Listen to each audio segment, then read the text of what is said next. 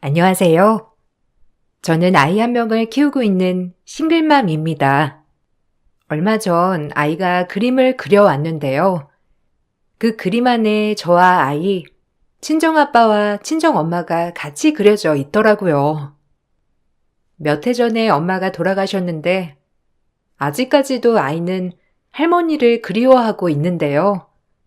그만큼 엄마가 줬던 사랑을 잊지 않고 소중히 기억을 하고 있어서 너무 감동이었어요. 사실 저희 가족에게는 크고 작은 사건들이 많았어요.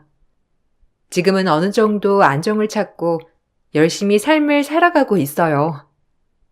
힘들었던 시기를 다시 꺼내보고 싶지는 않았지만 이제는 마음속에서 꺼내 훌훌 털어내야 할 것 같다는 생각이 들어 이렇게 사연을 보내봅니다.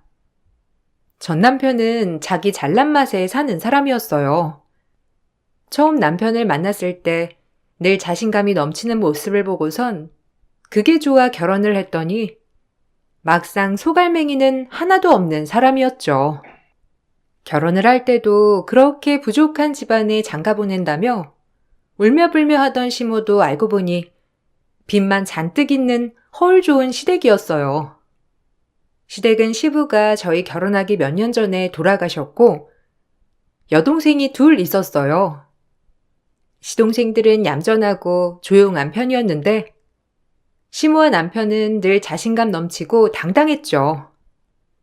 주말마다 시모는 신혼집으로 와 같이 밥을 먹자고 하셨어요. 시댁이 가까워서 크게 생각은 안 했는데 오시면 이것저것 시키기만 하시고 손 하나 까딱하지 않으셨죠. 심지어 남편에게도 아무것도 하지 않게 하셨어요. 아직도 점심상을 안 차린 거니? 시간이 몇 시인데 밥이 아직도 안 돼 있어. 그리고 저번에 보니까 냉장고에 고기 좀 있던데 그거나 좀 구워와 봐라. 고기도 먹고 그래야 든든하지. 점심이라고 늘 가볍게 먹으면 되겠니? 저녁에는 애들 다 불러서 여기서 밥 먹자꾸나. 안 그래도 오랜만에 가족들 모여서 밥 한 끼 먹어야 되겠다 생각했는데 미리 장 좀 봐둬. 어머님, 저 오늘 저녁에 약속이 있어서 나가야 돼요. 밥은 저 빼고 드셔야 할 것 같아요. 이미 몇 주 전에 잡힌 약속이라서요. 오늘 안 그래도 고기 구웠어요. 아가씨들한테 제가 어제 전화는 했는데 다들 오늘 바쁘다고 못 온다고 하던데 저녁은 괜찮대요? 요즘 일 때문에 바쁘다고 해서 나중에 한가할 때 보자고 하길래 저도 그러자고 했어요. 여자가 밖에서 바빠봤자 지 오빠보다 바쁘겠니? 걔들은 무슨 밖에서 뭘 얼마나 대단한 일을 한다고.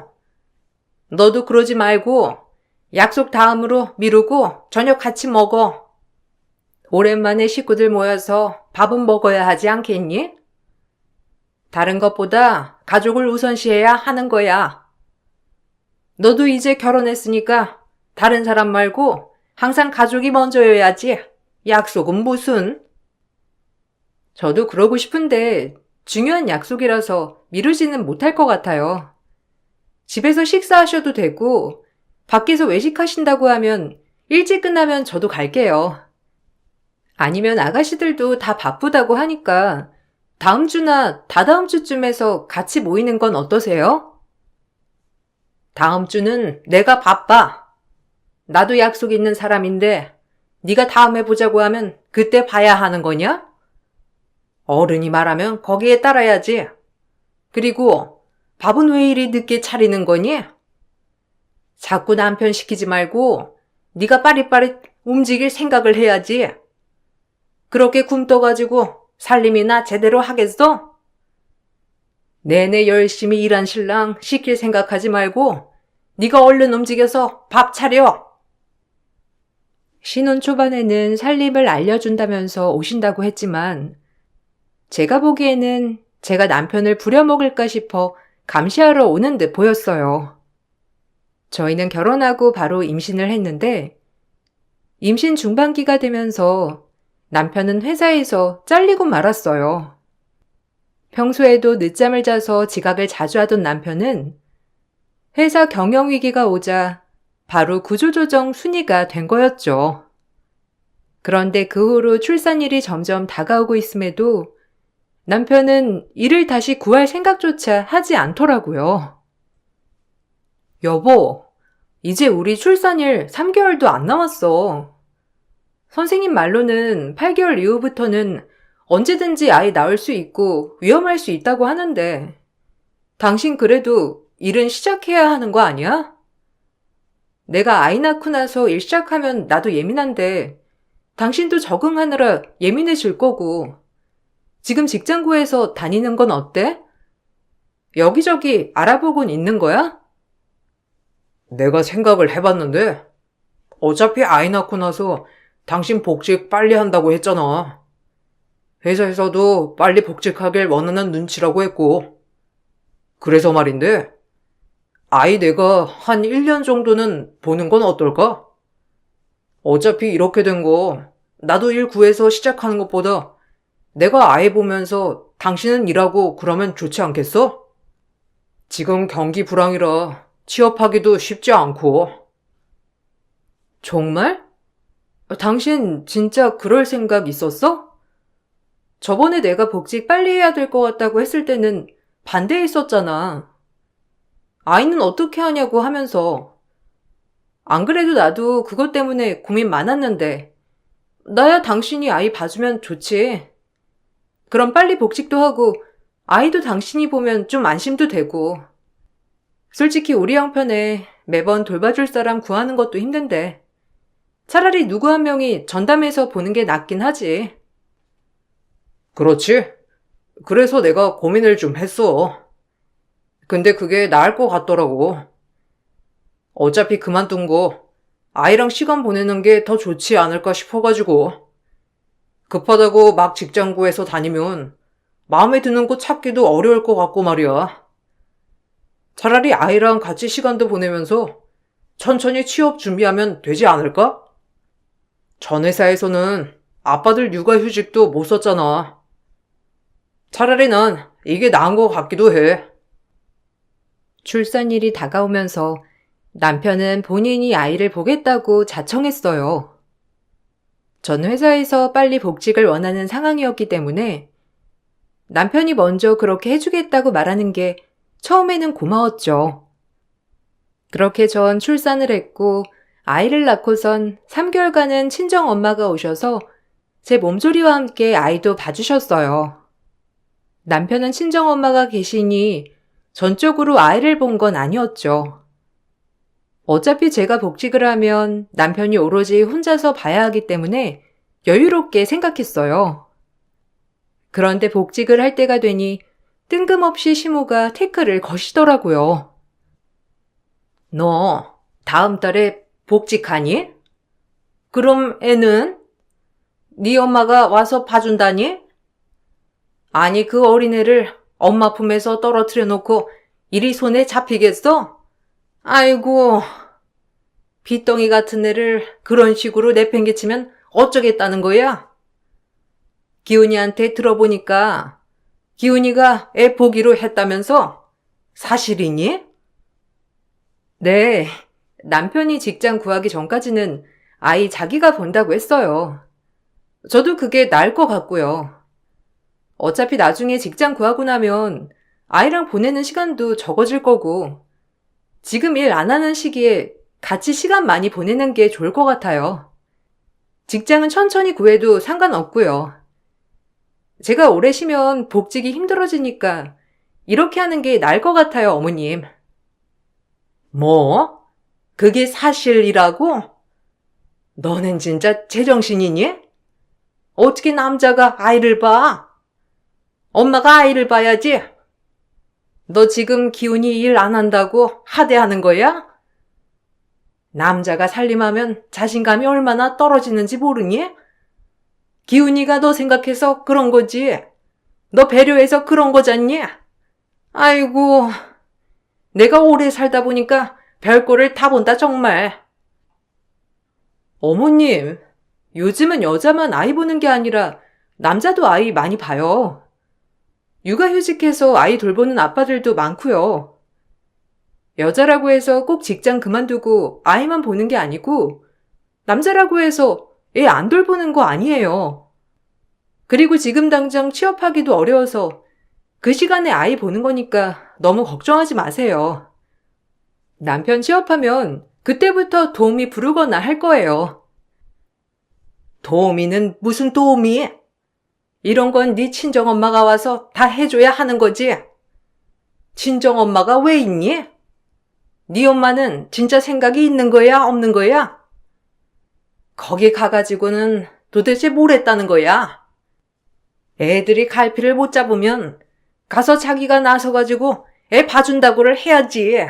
아유, 답답하기가 정말. 아무리 취업을 안 했다고 하지만 남자한테 그러는 거 시키는 거 아니다. 난 그 꼴 못 보니까 당장 네 엄마 불러. 시모의 말에 저는 너무 화가 났어요. 출산을 했다고 해서 축하한다는 소리 한번 못 듣고 오히려 애도 안 나오는데 병원에 갔다며 타박만 들었던 저는 더 화가 났죠.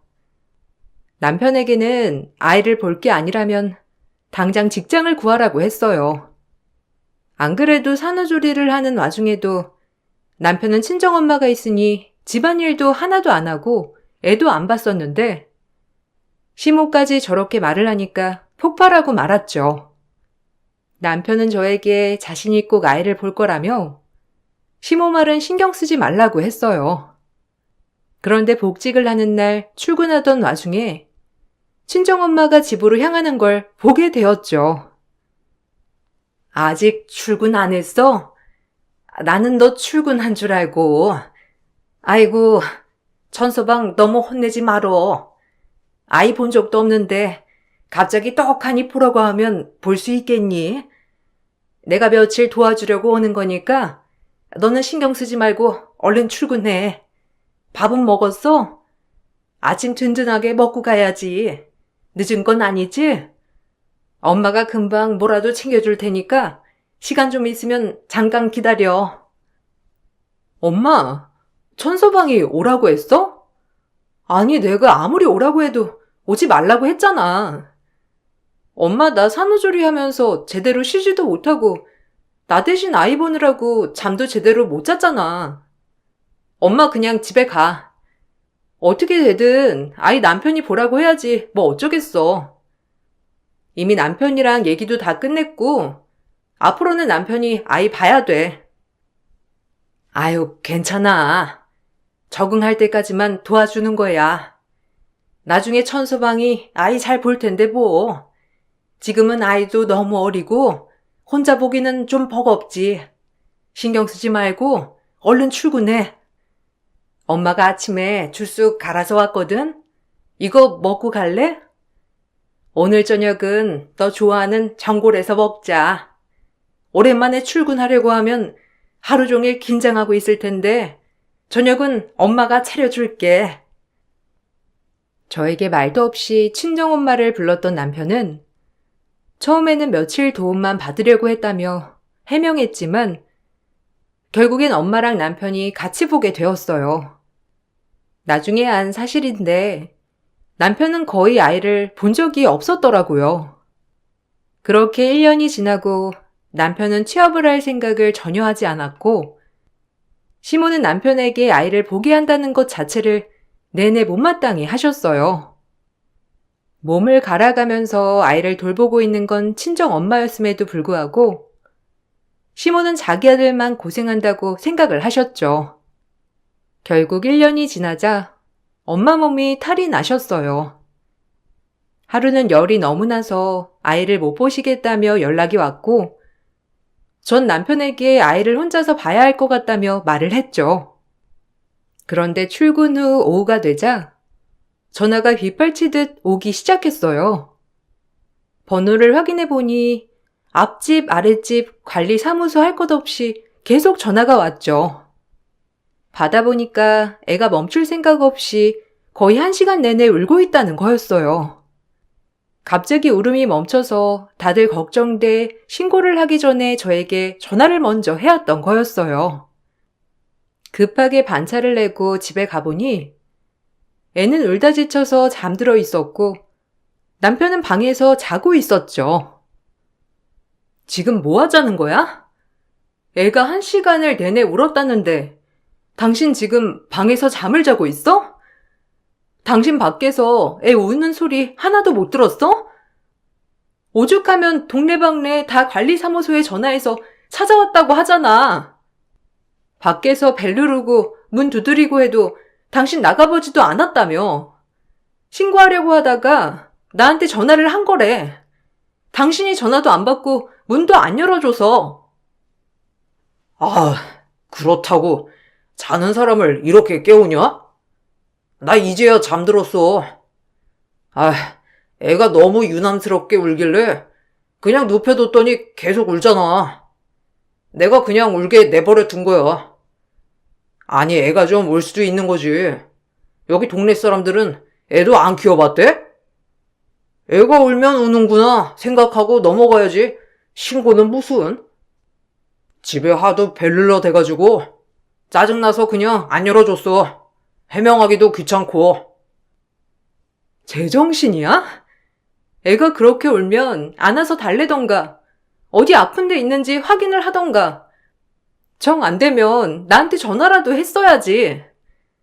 그냥 내버려 두는 게 지금 말이 되는 소리야? 아무리 애라도 1시간 내내 우는 건 뭔가 이상이 있다는 거잖아. 애 밥은 먹였어? 기저귀도 안 갈아주고 저렇게 눕혀둔 거잖아. 저렇게 눕히면 엉덩이에 발진 생긴다고 내가 누누이 말했는데. 아, 그럼 어쩌라고. 하도 애가 안 자고 칭얼거리는데 나도 사람이야. 그냥 내버려 두면 자겠지 하고 게임 좀 하다 보니까 시간 지나 있었고 나중에 알고선 바로 우유도 먹이고 했어. 그러니까 잠든 거고. 헤드셋 끼고 있어서 애가 그렇게까지 우는 거 몰랐던 거는 미안한데 집에서 애 보는 사람한테 이렇다 저렇다 잔소리할 건 아니지 않아? 집에 가보니 애는 울다 지쳐 거실 땅바닥에 그대로 잠들어 있었어요. 기저귀는 언제부터 갈지 않은 건지 빵빵 터질 지경이었죠. 그 와중에 남편은 게임을 하면서 컵라면이고 과자고 잔뜩 먹어 쓰레기만 쌓여있는 꼴을 보니 이건 아니다 싶더라고요. 남편을 그 자리에서 쫓겨냈어요. 남편은 그제야 미안하다면서 문 앞에서 빌었지만 전 더 이상 참지 못하겠다며 이혼을 선언했죠. 남편은 바로 시댁으로 향했고 시모가 연락이 바로 왔어요. 어디 감히 남편을 밖으로 쫓겨내? 어디서 배운 버르장머리야? 네가 남편한테 애 봐달라고 했으면 죽이 되든 밥이 되든 알아서 하게 내버려 둬야지. 와서 잔소리하는 게 어디 있니? 얼른 와서 사과하고 네 남편 데리고 가. 애가 오죽하면 여기까지 와서 울며 불며 너한테 전화 좀 해달라고 하겠니? 뭐 얼마나 잘못했다고 이러는 거야? 어머님이 뭘 모르셔서 그러는 건데 애가 1시간을 울어서 아랫집에서 너무 걱정돼서 올라와 봤대요. 그런데 게임하느라고 밖에서 애가 우는지도 모르고 사람들이 오는지도 모르고 게임만 하고 있었다더라고요. 이게 말이 돼요, 어머님? 제가 그랬으면요? 제가 남편이 한 것처럼 그랬으면 어머님 저한테 이렇게 말씀하셨겠어요? 남자가 그럴 수도 있는 거지. 너는 엄마가 된 게 애는 내팽개치고 지 잘 나가겠다고 밖에서 일하고 있잖니. 너는 네 남편한테 뭐라고 할 게 안 돼. 애 귀한 줄은 모르고 밖에서 자기 잘 나가려고 일하는 건 괜찮은 거니? 모성애도 없고 남편이 집에서 가만히 애 봐주면 고맙고 감사하다고 생각하지는 못할 망정. 지금 누구한테 화를 내는 거야? 그래요? 어머님 그럼 저 일 그만둘게요. 안 그래도 남편한테 애 맡기는 거 불안해서 회사에도 말해 놓았거든요. 그냥 휴직하려고 했는데 어머님 하시는 말 들어보니까 제가 모성애를 좀 키워야 되겠네요. 저 일 그만두고 애 볼게요. 대신 어머님한테 드리는 용돈 지금부터 못 드리겠네요. 남편한테 일하게 해서 받던지 알아서 하세요. 아니, 그게 아니라 내가 일을 그만두라고 했니? 그냥 너무 그렇게 잔소리하지 말라는 거지. 일단은 얘가 좀 예민해서 그랬던 것 같은데 내가 들어보니까 너도 예민하고 서로 예민해지니까 그런 것 같구나. 잘 달래가지고 집으로 보낼 테니 부부끼리 서로 얘기 나누고 풀렴. 그렇게 떵떵거리면서 화를 내던 시모는 용돈을 끊겠다는 소리가 나오자 바로 조용해지더라고요.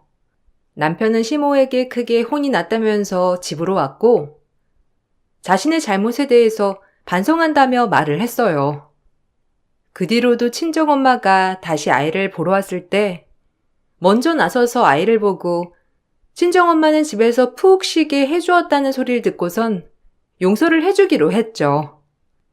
주변에 물어보니 그래도 아이 육아로 이런저런 다툼들이 많다고 해서 그런 일들인가 보다 생각을 했던 것 같아요.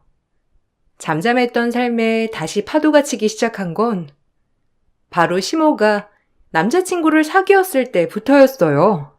아이 돌잔치로 정신없이 알아보고 있을 때쯤 시모는 이상한 요구를 하기 시작하더라고요. 돌잔치 이번에 할 때 우리 가족들 다 한복 입는 건 어떠니? 내가 전에 다른 지인 돌잔치 가보니까 가족들이 다 한복 입고서 왔더라고.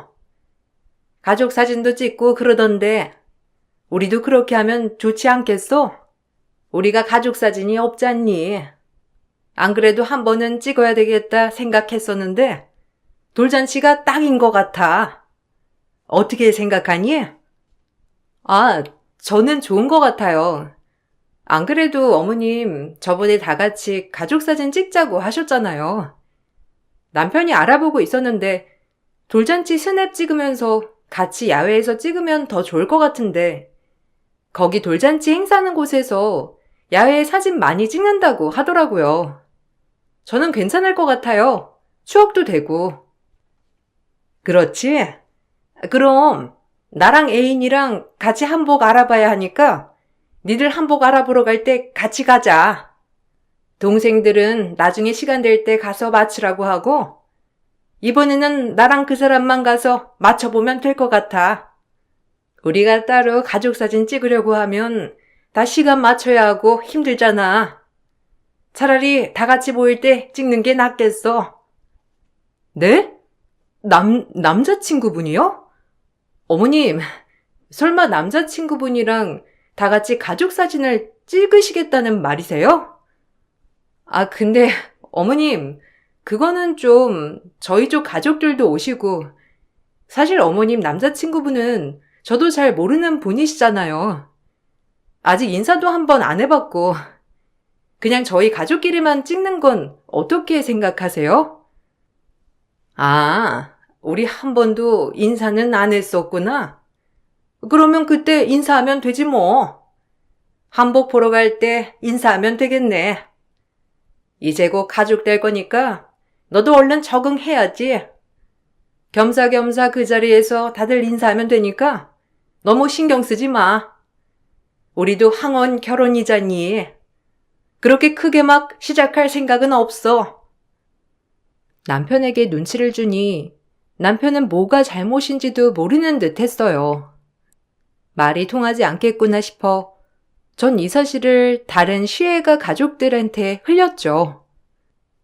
그랬더니 다들 시모를 뜯어말리고 난리가 났더라고요. 결국 시모의 남자친구는 돌잔치에 오지 않으셨죠.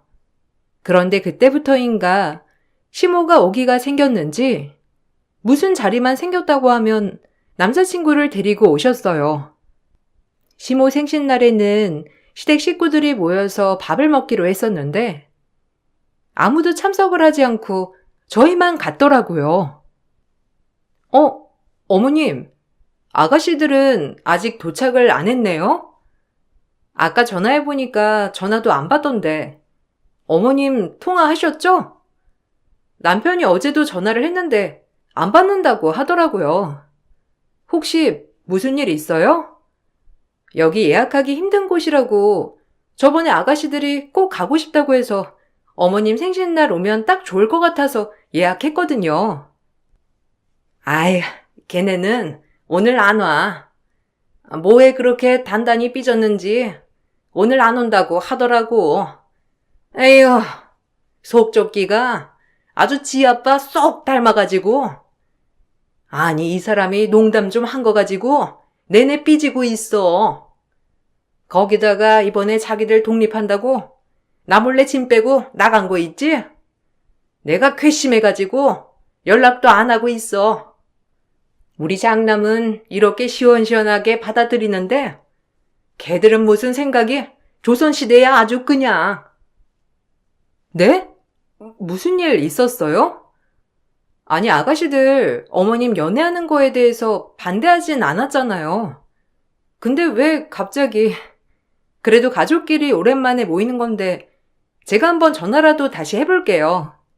밥이라도 한 끼 먹어야죠. 안 그래도 아가씨들이랑 통화도 제대로 못했었는데. 됐어. 내버려둬.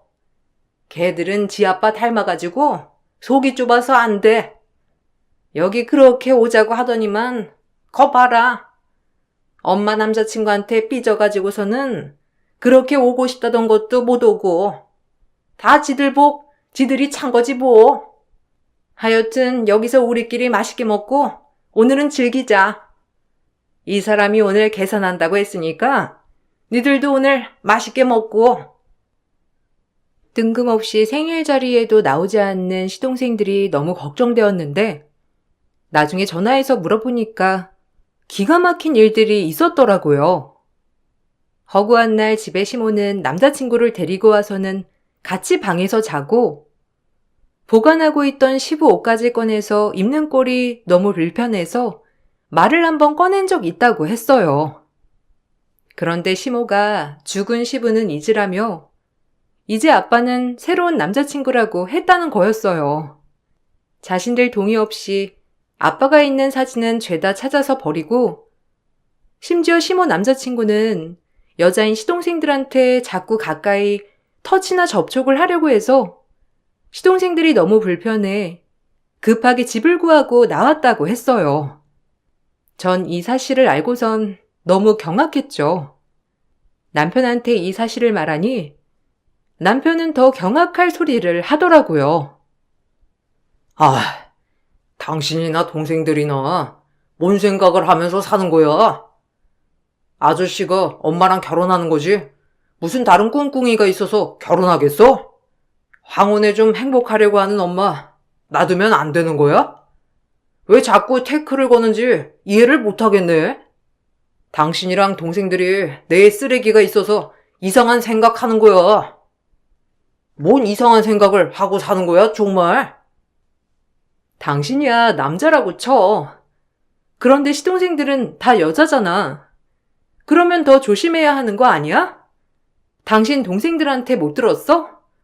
자꾸 샤워하는데 문 열려고 하고 방에 벌컥 들어와서 침대에 눕고 뒤에서 갑자기 앉고 그러는 게 진짜 괜찮은 거라고 생각해? 당신이야말로 제정신이야? 여동생들은 전혀 걱정도 안 되는 거야? 어머님이 저러시면 당신이라도 나서가지고 뭐라고 해야지. 엄마한테 내가 무슨 말을 해? 지금 엄마 행복하잖아.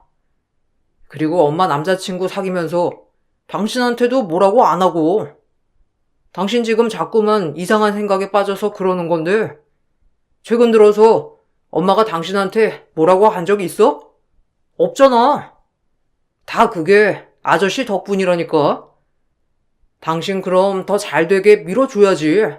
왜 자꾸 태클을 걸고 있어? 남편 말대로 시모는 남자친구를 사귀고 나서 저희에게 간섭하는 게 아예 사라졌어요. 그런데 문제가 된 건 시모가 남자친구에게 너무 푹 빠져서 집안 재산을 그냥 막 쏟아붓고 있다는 거였어요. 어느 날 시동생이 갑자기 저에게 전화가 와서 빨리 엄마 좀 말려주라며 울며불며 연락이 온 적이 있었어요. 어머님, 혹시 무슨 일 있으세요? 작은 아가씨가 어머님한테 전화 좀 해보라고 해가지고요. 어머님 어디 가셨어요? 밖이 좀 시끄러운 것 같은데 가까운 데 계시면 저 잠깐 오늘 나와 있어가지고 제가 그쪽으로 갈게요. 여기? 여기 나 차 사려고 왔어. 이번에 괜찮은 차 나왔다고 해가지고 계약하려고. 아유, 내가 미쳤지. 내가 직접 관리하면 될걸. 내 돈을 다 우리 딸한테 맡겨놓으니까 쓸 수가 없잖니. 안 그래도 차 사려고 돈 필요하니 그 돈 보내달라고 하니까 걔가 미쳤다고 못 보내준다고 하잖아. 나한테 전화할 게 아니라 네 막내 신우한테 전화해가지고 얼른 돈 좀 보내라고 해봐. 차요? 갑자기 무슨... 어머님, 운전하는 거 무섭다고 지금 있는 차도 잘 안 쓰시잖아요. 그런데 갑자기 무슨 차를 계약하신다고... 지금 차는 어떻게 하시려고요? 일단은 급하게 계약하지 마시고 남편한테 가보라고 할게요. 저도 오늘 일찍 집에 가려고 했어서 일단 저랑 만나서 얘기해요. 아니야. 네 시아버지가 꼭 사고 싶다는 차가 있어가지고 내가 사주려고. 이번에 네 시아버지 생신이잖니. 생일 선물로 사주려고 왔어. 근데 이 딸내미가 도와주질 않네. 이번 기회에 점수 좀 따라고 보내라고 하니까. 혹시 돈 좀 모아둔 거 있니? 나중에 내가 딸한테 받아서 줄 테니까 네가 돈 좀 넣어줘.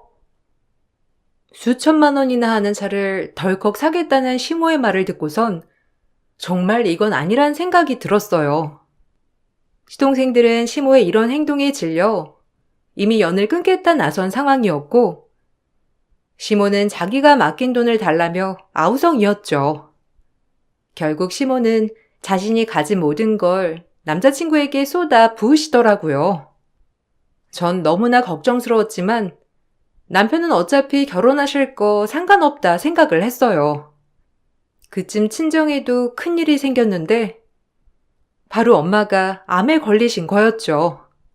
전 너무나 침통하고 비통했어요. 친정집도 엄마의 암으로 분위기가 암울했습니다.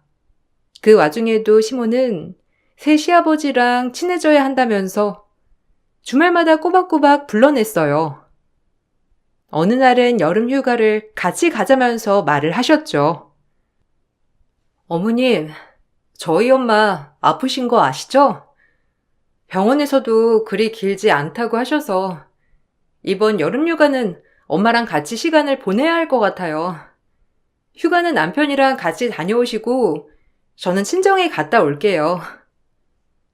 그런 게 어디 있니? 이번 휴가는 다 같이 돈독해지자고 가는 건데 너도 가야지. 어차피 너 친정에 가봤자 그 아픈 몸으로 네 엄마가 어디 나갈 수 있는 것도 아니고 집구석에만 있을 텐데 너도 좀 바깥 공기도 마시고 그래야지. 내내 아픈 사람 옆에만 있으면 그 기운도 가지고 가는 거야. 너 안 가면 애는 어떻게 하라고? 저희 엄마 언제 돌아가실지 몰라요. 시한부 선고도 받으셨는데 제가 웃으면서 휴가 즐길 수 있는 상황은 아니죠. 다음에 휴가 갈 때는 같이 가시고 이번에는 남편만 데리고 다녀오세요. 아이도 그냥 제가 데리고 있을게요. 아니 그 어두침침한 집구석에 손주도 데리고 가겠다는 거냐? 그리고 우리 아들만 가면 무슨 재미야? 다 같이 가야지. 너 혼자 즐겁게 노는 것 같아가지고 미안해서 말 못할 것 같아서 그래? 그럼 내가 네 엄마한테 전화해서 말해줄 테니까 이번 휴가 같이 가자. 그래야 네 시애비 될 사람이랑 친해지고 좋지. 안 그래도 할 말도 있고 말이야. 말도 안 통하는 시모에게 더 이상 말을 하고 싶지도 않더라고요. 결국 여름 휴가는 남편만 떠나게 되었죠. 얼마 뒤 엄마는 암으로 세상을 떠나셨어요. 슬픔에 빠져있던 저에게 더욱 힘든 일들이 생겼어요. 바로 아이가 백혈병에 걸렸다는 거였어요. 처음에는 할머니가 돌아가시고 마음이 슬퍼서 그런 줄 알았는데 아이는 몸까지 아파 힘든 거였죠. 아이의 백혈병 치료로 전 엄마가 남겨주신 통장을 꺼내려고 했어요. 엄마의 통장과 제 통장 비밀번호가 일치했었는데, 그런데 통장 잔고가 0원이더라고요. 여보, 혹시 엄마 통장 당신이 썼어? 조회해보니까 통장 잔고가 0원이던데? 이체한 사람 이름 보니 시어머니 이름이어서 당신한테 물어보는 거야. 설마 당신 이 돈 어머님한테 보낸 건 아니지? 이거 우리 아이 백혈병 치료로 쓰려고 한 거야. 아, 그 돈? 그 돈 우리 엄마 황혼 결혼식 비용으로 다 썼는데? 장남이 그 정도는 해줘야지. 이번에 여름 휴가 갔을 때 엄마가 황혼 결혼식 하고 싶다고 하셔서 다 보내드렸어. 괜찮지? 아이 백혈병은 어차피 보험 있잖아. 그걸로 하면 될걸 무슨 치료비로 그 돈을 쓴다고 그래. 아니면 장인어른한테 아이 치료비 해달라고 하면 되지. 나중에 새아빠가 다 돌려준다고 했으니까 기다려봐. 당신 어떻게 나한테 한마디 말도 안 하고 그럴 수 있어? 그 돈이 어떤 돈인데? 당신 아이 아픈 건 걱정도 안 돼? 아이 백혈병인데 어떻게 걱정 한 번을 안 하고 태어날 수가 있어? 이 와중에 당신 엄마 결혼식에 돈을 쓴다고? 지금 아빠로서 할 말이야? 아이 아픈 거 괜찮다고 했잖아. 병원에서도 치료 꾸준히 받아보자고 했고, 아프다고 다 침울하고 암울해져 있으면 되겠어? 일단 급한 건 엄마 결혼식 비용이라서 그런 거야. 안 그래도 장모님 돌아가셔가지고 눈치 보는데, 이런 것까지 일일이 눈치 보는 거 나도 지친다 정말. 전 남편의 말에 그동안 참았던 분노가 폭발했죠. 친정에서 해주는 건 당연하게 생각하고 시모에게 못해줘 안달인 남편을 다시 돌려보내기로 결심했어요. 전 바로 아빠에게 전화를 했어요. 여보세요? 아빠? 천서방 퇴사시켜. 나 도저히 안 되겠어. 엄마가 그래도 부부가 잘 지내야 아이가 행복하다고.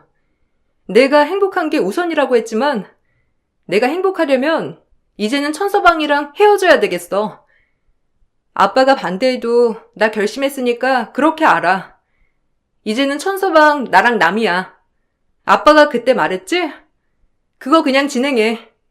나 이제 상관 안 할게. 정말 결심한 거냐? 안 그래도 너한테 다시 생각해보라고 하려고 했는데, 네가 그렇게 굳게 결심한 거면 아빠도 진행하마. 그런데 이제 진행하면 물을 수 없다는 거 알지? 다시 되돌릴 수 없는 거니까 행여나 갈팡질팡 하는 거면 아빠도 그냥 이거 묻어버리고 지나갈 거야. 아니야, 아빠. 이제는 끝장을 내야 할 차례인 것 같아. 계속 봐주니까 우리가 그냥 넘어가는 줄 아는 것 같아. 이젠 안 되겠어. 착한 시동생들 불쌍해서 한 번, 엄마 보고서 한 번, 우리 아이 보고서 한 번 이렇게 참으니까 밑도 끝도 없네. 이제 제대로 끝내자, 아빠. 사실 남편은 아무리 취업을 하려고 해도 취업이 제대로 안 되는 상황이었고 결국 친정아빠 회사에 직원으로 들어간 상황이었어요.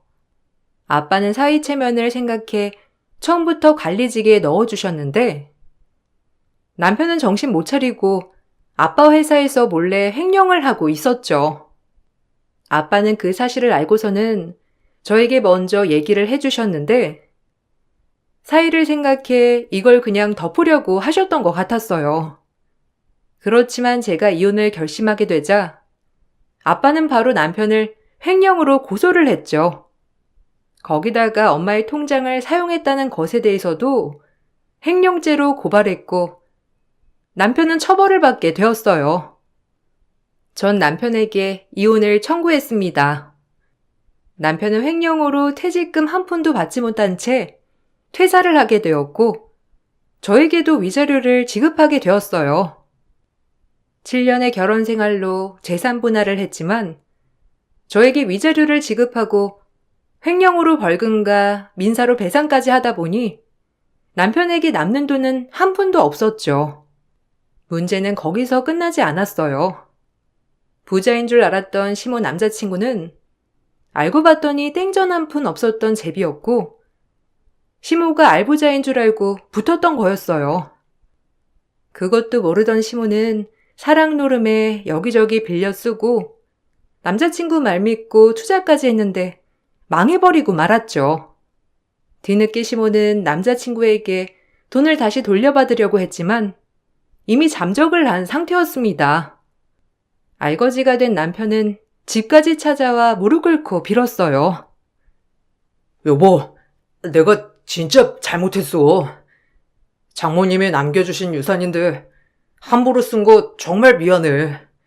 당신한테 물어봤어야 하는 건데 내 생각이 짧았어. 한 번만 용서해주면 안 될까? 우리 아이 병원비 내가 열심히 일해서 내가 낼게. 왜? 네 새아빠가 돈 안 준다디? 아, 들어보니까 어디서 먹튀했다고 하던데. 그 잘난 네 새아빠 다시 찾아서 돈 달라고 해. 왜 나한테 와서 이래? 네 엄마 돈 많잖아.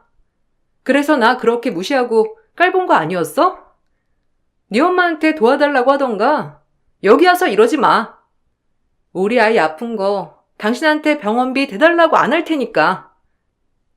여보, 왜 그래? 우리 아이잖아. 나도 아빠로서 병원비 보태야지. 아이는 어디 있어? 병원에 가니까 나 면회도 안 된다고 하더라고. 치료는 잘 받고 있는 거지? 아이 얼굴 한번 보러 가고 싶은데 같이 가주면 안 될까? 염치도 없지. 당신은 아빠도 아니야. 애가 오죽하면 그 아픈 와중에도 아빠를 한 번 안 찾겠어? 그렇게 큰 상처를 주고서는 이제와 찾는다고? 주말도 쉬는 날도 내내 눈길 한 번 안 주던 아이를? 참 뻔뻔하다. 우리 인생에서 좀 꺼져줘. 당신만 없으면 우리 굉장히 행복하거든? 미안하면 제발 좀 우리 인생에서 꺼져줬으면 좋겠어. 남편은 아빠의 회사에서 횡령을 하면서 돈을 몰래 빼다 썼고 그 돈은 시모와 시모 남자친구와 본인을 위해서만 썼더라고요.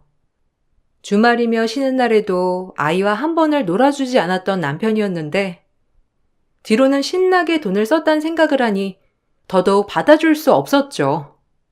그렇게 남편과는 완전하게 끝을 냈어요. 남편은 아픈 아이를 두고 그래도 찔렸는지 법원의 판결에 따라 매달 치료비와 양육비는 꼬박 보내더라고요.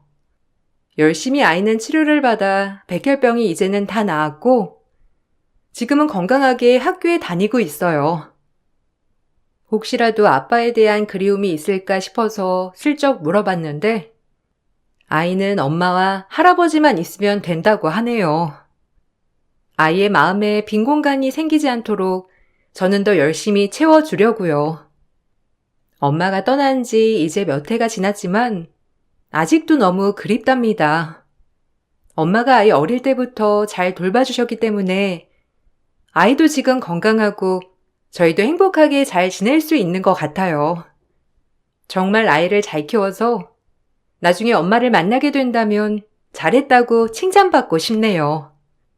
제 사연 들어주셔서 감사합니다. 항상 건강 유의하시고 가정이 평안하시길 바랄게요. 안녕하세요. 자식은 눈에 넣어도 아프지 않다는 말이 있지만 저는 반대로 자식 때문에 피눈물까지 쏟아버린 뼈아픈 경험을 하게 되었습니다.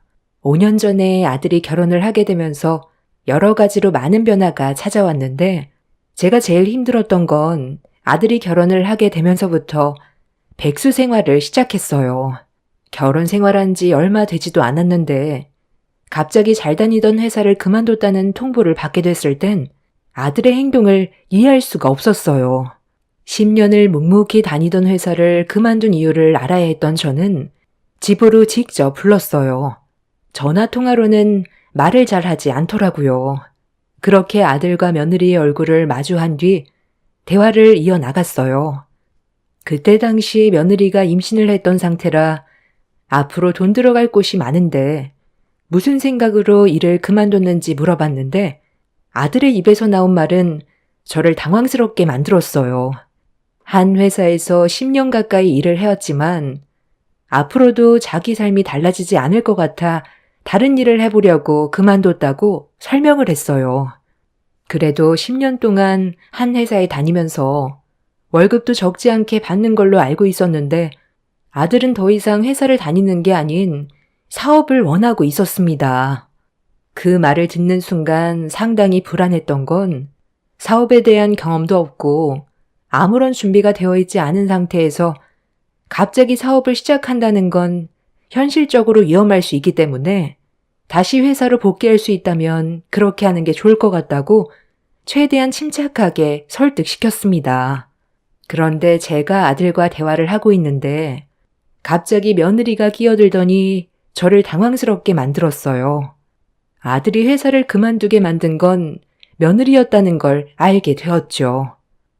어머님, 이 사람 나이도 있고 언제까지 남 밑에서 월급 받아가며 일할 순 없잖아요. 저희가 생각 없이 일을 그만뒀겠어요? 당연히 좋은 계획을 가지고 있으니까 이 사람 보고 일을 그만두라고 한 거죠. 사업 구상은 진작에 끝났고 앞으로 사장 소리 들으면서 돈 쓸 일만 남았어요. 저희가 알아본 곳이 대박 자리라니까요. 살짝 모자라는 돈은 어머님이 지원해 주시면 딱 좋을 것 같은데. 그렇게 해 주실 수 있죠? 이 사람 이미 사직서 냈고 이제 돌이킬 수 없어요. 언제부터 이런 생각을 가지고 있었던 거니? 내가 봤을 땐 너희들 그냥 일을 저질러 버린 것 같은데 나보고 도와달라고 말만 하면 돈이 나오는 줄 알아? 아유, 걱정하지 마시고 저희 믿고 지원 좀 해주세요. 이 사람이 한 직장에서 꾸준하게 10년을 일해왔으면 그만큼 다른 일도 끈기 있게 잘할 수 있지 않겠어요? 이번에 집 사는데 돈을 다 써버려서 여유가 많이 없는데 엄마가 충분히 도와줄 수 있잖아요. 아버지 떠나시고 나서 그 재산 꽤 되는 걸로 알고 있는데 이럴 때 저희 좀 도와주세요. 나중에 잘 되면 엄마한테 빌린 돈 다시 갚을게요. 아들이 이렇게까지 얘기하는데 모른 척 갈 건 아니죠? 어머머머, 이가 진짜? 갚는다는 얘긴 왜 해? 엄마가 아들이 잘 되길 바라는 마음에 주는 돈인데 당연히 갚지 않아도 되지. 내 자식이 나중에 사업한다고 손 내밀면 나는 조금의 망설임도 없이 바로 통장 건네줬을 거야. 어머님도 당신이 잘 되길 바라고 우리 가정이 행복하길 원하시기 때문에 부담 없이 주실 거라고. 그리고 그 많은 재산 묵혀둬봤자 국 끓여 먹을 수도 없잖아요. 저희가 봐둔 상가가 있거든요. 그곳에다가 카페 하나 차릴 수 있게 돈 좀 주시면 정말 열심히 살게요. 너 솔직하게 얘기해봐라. 지금 다니던 회사 그냥 계속 다니고 싶었어? 아니면 며느리 말처럼 더 이상 그 회사에 다니고 싶지 않았던 거야? 그 회사에 오래 다녀봤죠. 제 인생이 크게 달라질 것 같지도 않고 월급쟁이로 그만 살고 싶어서 그만뒀어요. 저도 그동안 고민 많이 하고 있었는데 이 사람이 뒤에서 제가 다른 일을 할 수 있게 용기를 줘서 사직서 내고 나올 수 있었어요. 저 아직 젊잖아요. 충분히 다른 일 알아볼 수 있고 저도 사장 소리 듣고 싶어요. 사업이 쉬운 게 아니라는 거 너희 아버지가 살아계실 때 옆에서 지켜봐 놓고도 그런 말이 나와? 엄마는 네가 갑자기 내린 결정이 많이 불안하다. 제가 선뜻 돈을 주지 않으려 하자 좋게 설명을 하던 며느리의 목소리가 조금씩 변하기 시작했어요. 아들은 며느리의 눈치가 보였는지 조급한 말투로 명확한 답을 주길 원하길래 어쩔 수 없이 도와주기로 결정을 내릴 수밖에 없었습니다. 그렇게 아들 내외가 알아보게 된 상가에 카페를 차릴 수 있게 금전적으로 도움을 줬어요. 둘 다 열심히 하겠다고 들뜬 마음으로 시작하게 된 카페가 잘 되길 저도 간절히 바라며 성공적인 출발이 될 수 있게 옆에서 응원을 해줬어요. 그런데 잘 될 것 같았던 기대와 다르게 처음엔 손님들이 좀 몰리는 것 같더니 시간이 좀 지나면서 카페엔 파리만 날리는 시간들이 길어지자 결국 우려가 현실로 되어 버렸습니다. 말로는 엄청 열심히 하고 잘할 것처럼 얘기해놓고 막상 카페를 운영할 수 있게 금전적인 지원을 해줬는데 밥상을 차려줘도 먹지 못하는 모습에 기분이 좋지 않았네요. 결국 버티고 버티다가 예상했던 대로 카페는 1년도 채우지 못하고 폐업 처리를 하게 되었습니다. 그리고 아들 내외는 먹고 살 길이 막막해지자 저에게 다시 한번 또 찾아와 손을 내밀었어요. 당연히 거절을 했고 이 문제로 아들과 언성을 높이게 되는 상황까지 와버렸네요. 아, 제 말이 맞다니까요. 상가 위치가 너무 안 좋았었고, 저희가 아무래도 처음 시작하던 사업이라 너무 몰라서 폐업 처리가 된 거지. 다음은 더 잘할 수가 있어요. 이 사람 말이 맞아요.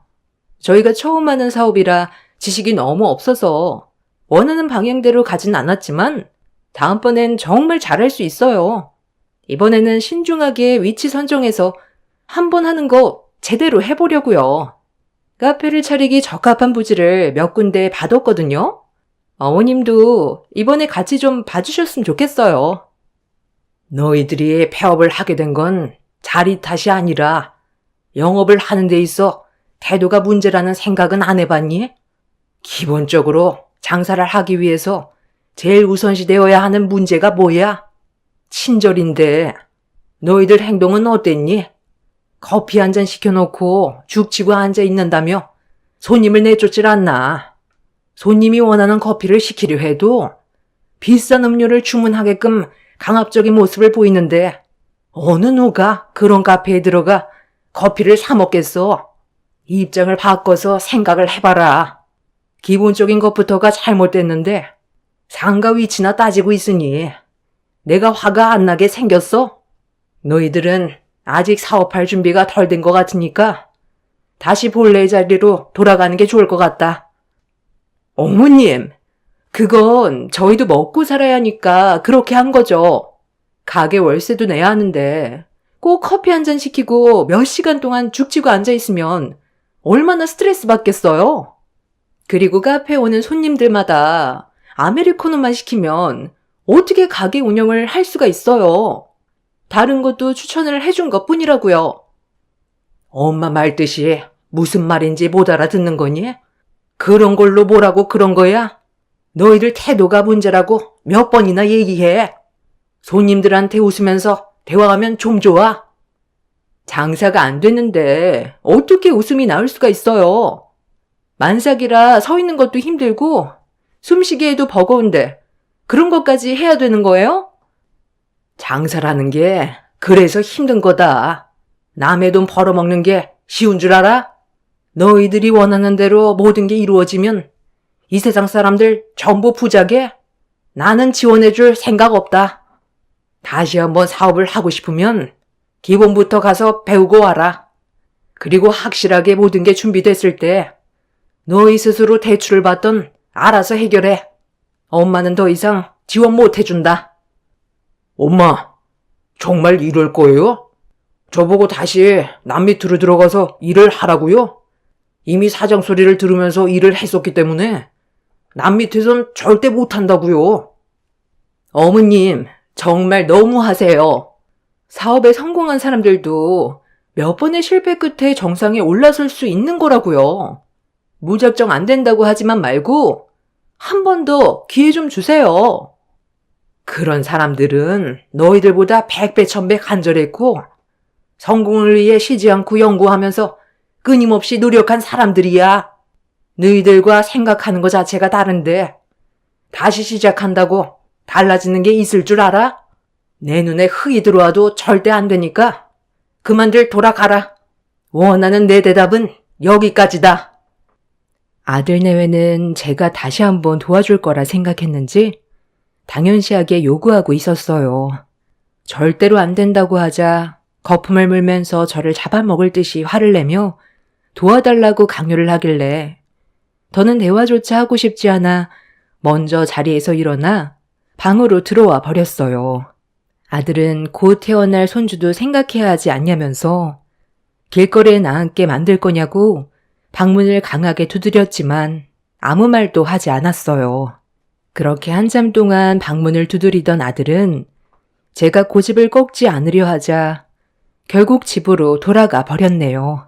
저도 아들이 사업에 실패를 했을 때 마음이 아팠지만 그렇다고 실패하는 족족 금전적으로 도와준다면 나중엔 당연시하게 생각하고 또 요구하게 될 거라는 걸 알기 때문에 마음을 강하게 먹을 수밖에 없었습니다. 제가 원하는 대로 아들이 사업에 대한 기본적인 지식이 쌓일 때까지는 금전적인 지원은 절대로 해주지 않았어요. 세상이 호락호락하지 않다는 것도 알아야 하고 밑빠진 독에 물 붓기라 어느 정도 시간이 필요해 보였습니다. 결국 아들 내외는 발등에 불이 떨어지자 본인들이 원하는 걸 얻어내기 위해 밑바닥부터 다시 배우기 시작했습니다.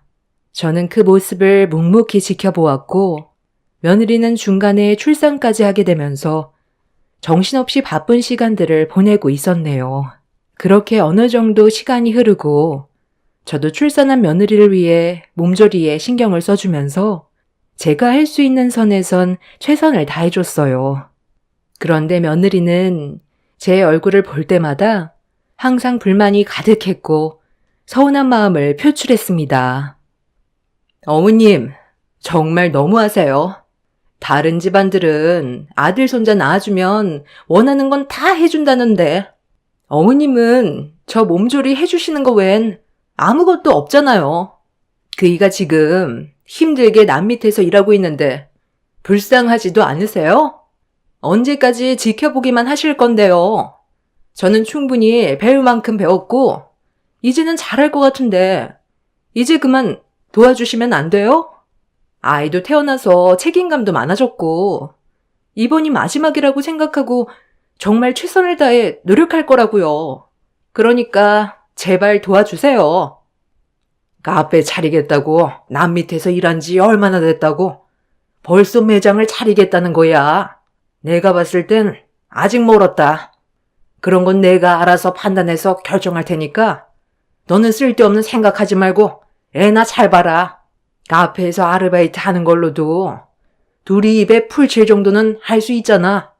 힘들고 고생해봐야 마지막 기회는 놓치지 않을 거 아니야. 꼭 이렇게까지 해야 되는 거예요? 아버님이 남기고 가신 재산 평생 먹고 살 정도로 많다면서요. 그럼 한 번 정도는 더 도와줄 수 있는 거잖아요. 그렇다고 펑펑 쓰면 그 돈이 바닥은 안 나니? 돈을 쓸 생각만 하지 말고 어떻게 하면 돈을 벌 수 있을지 생각을 해야지. 재산이 많다고 생각 없이 썼다간 결국 길거리에 나앉는 건 순식간이다. 로또 당첨된 사람들 중에서 잘 사는 사람들도 있겠지만 그 돈을 제대로 관리하지 못해 결국 예전보다 못한 삶을 살고 있는 사람들도 있다는 거 뉴스에서 못 봤니? 내가 가지고 있는 재산도 언젠간 바닥을 보인다는 거다. 그러기 때문에 두 번의 실패는 있어서는 안 되고 어떻게 해서든지 성공을 위해 기초부터 제대로 배워야 한다는 건데 뭐가 그리 급하다고 얼굴 볼 때마다 불만투성해 시애미를 못 잡아먹어서 안달이야? 며느리와 한참 동안 얼굴을 붉히면서 쉬지 않고 대화를 이어나갔어요. 아무리 설명을 해도 제 말을 알아듣지 못하는 것 같아 답답하기만 했습니다. 남편이 암으로 떠나기 전에 사업이 크진 않았지만 그래도 꾸준하게 성장했었고 저희 가족 먹고 사는데 문제는 없었어요. 안정적인 삶에 항상 감사하며 살아왔었습니다. 남편이 열심히 노력하는 모습을 항상 뒤에서 지켜보던 아들도 나중에 사업을 하면 잘할 수 있을 거라고 처음엔 믿고 도와줬었지만 그건 제 착각이었다는 걸 사업을 운영하는 태도를 보고 알 수가 있었어요. 당연히 금전적인 도움을 주지 않는 제가 원망스러워한다는 것도 알고 있었습니다. 그래도 나중엔 제 맘을 알아줄 거라 생각했어요. 저 또한 이런 상황들이 힘들어도 힘든 시간들 참아내가며 때가 될 때까지 묵묵히 기다려 주었네요. 그렇게 2년의 시간이 흐르는 동안 아들 내외는 어느 정도 현실을 받아들이고 현재의 위치에서 묵묵히 일해오며 열심히 살아가는 모습을 보여줬어요. 저도 그런 모습을 지켜봐오면서 조금씩 마음의 문이 열렸고 사업을 운영하는 데 있어서 기본적인 자질을 조금씩 갖춰 나가는 것 같아 아들의 사업을 도와주기로 결정을 내리게 되었어요. 일이라는 게 배워도 끝이 없고 시간이 지나도 태도를 고쳐먹지 않으면 그 사업은 망할 거라는 걸 알기 때문에 저 또한 오랜 시간 고민을 할 수밖에 없었어요. 그렇게 아들 내외와 다시 한번 사업에 대해 대화를 나눴는데 이번에는 사업에 대한 규모가 상당했어요. 뭐라고? 아니, 상가 하나 임대해서 카페를 운영한다는 게 아니라 아예 카페 하나를 네가 올리겠다고? 만약에 일이 잘못되면 리스크가 상당히 크다는 거 모르니? 요즘 트렌드가 그래요. 일반 카페로 운영해선 돈 못 번다니까요. 그만큼 저희도 투자를 해야 확실하게 돈을 벌 수 있어요. 저도 그때 한번 실패하고 나서 지금까지 많은 고민을 해왔고 2번은 실패하고 싶지 않아요. 그래서 확실하게 사업을 이끌어갈 수 있는 방법에 대해 설명드린 거예요. 그렇게 해주세요.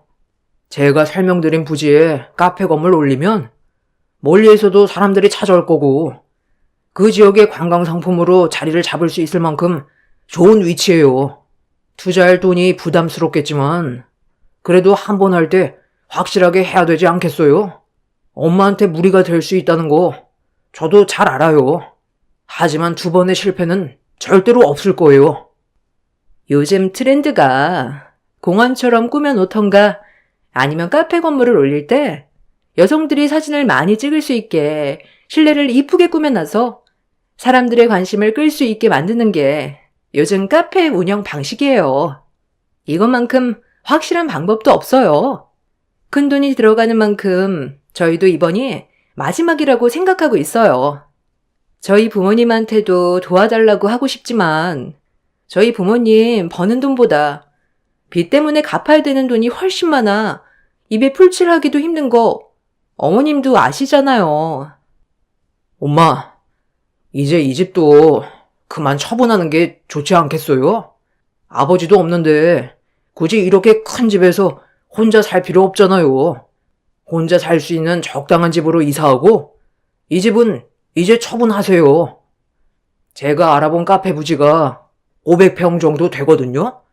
그거 매입해서 카페 올리고 이것저것 장비까지 구매해서 직원들 뽑으면 수십억은 들 테니 여유 자금이 많은 게 좋지 않겠어요? 그러니 이 집도 처분해서 저희가 안정적으로 카페를 운영할 수 있게 도와주세요. 그렇게 해줄 거죠? 제 생각과 아들 내외의 생각은 하늘과 땅 차이였어요. 저는 상가 임대 하나 받아서 다시 시작할 줄 알았는데 아들 내외는 이미 다른 계획을 가지고 있었습니다. 아들은 예전과 다르게 본인이 직접 조사해온 카페들을 보여주면서 매출이 얼마 정도 되고 하루에 몰리는 손님 또한 상당하다는 걸 계속해서 어필을 했어요. 엄마인 저로서 아들을 믿지 못하는 건 아니었지만 불안한 건 어쩔 수 없었습니다.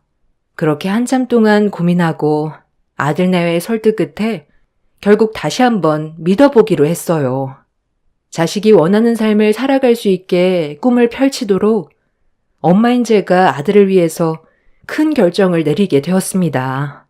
결국 내 재산과 집을 팔아 500평 규모의 카페를 차려주게 되었고 온 가족의 인생이 걸려있을 정도로 저희 가족에겐 마지막 결정이었습니다.